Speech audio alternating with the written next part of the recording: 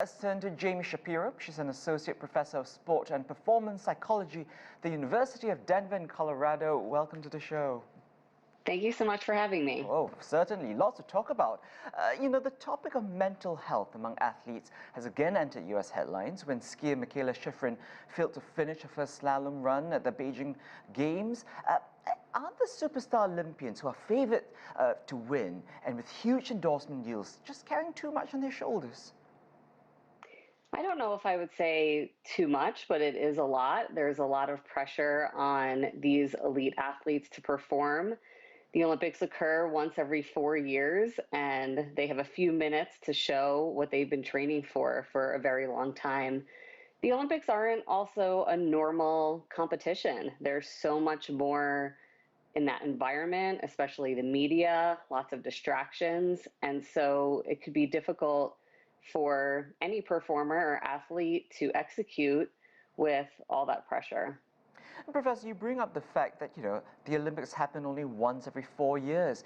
Does that sort of present a different level of psychological strain on these elite athletes? Because there's such a history, right, of world champions who consistently dominate their field year after year, but then fail to clinch a gold medal at the Olympics. It is a pressure on them, and if that's something that athletes are focusing on, that this is once every 4 years, and what if I mess up? And they're thinking of, did I just waste my training? If athletes go to that place, it could be really distracting and inhibit them from executing what they've been training for. And since we keep talking about training here, what about the impact of the pandemic then? How much of that would you say has affected the performance of the athletes? Their quarantines, possibly even missing out of competitions because of infection.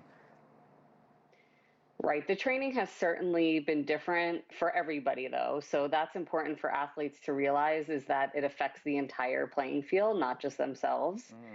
But there are ways they could trust the training they've done pre-pandemic, as well as trust the fact that they've done everything that they can in their control during the pandemic as well.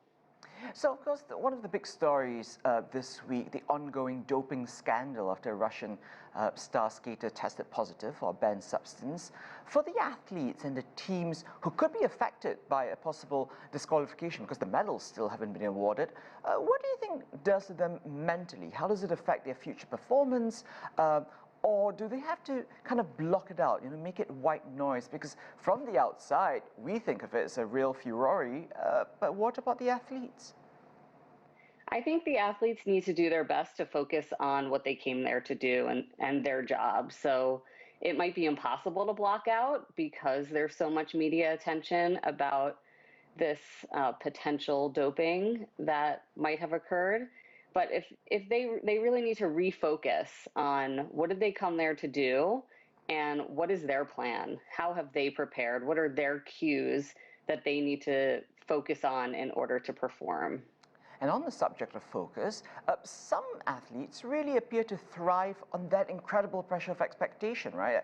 I'm thinking of the figure skater Nathan Chen, who finally got his first medal after failing to meet expectations in the last Winter Olympics. So sometimes you have that dynamic as well, right?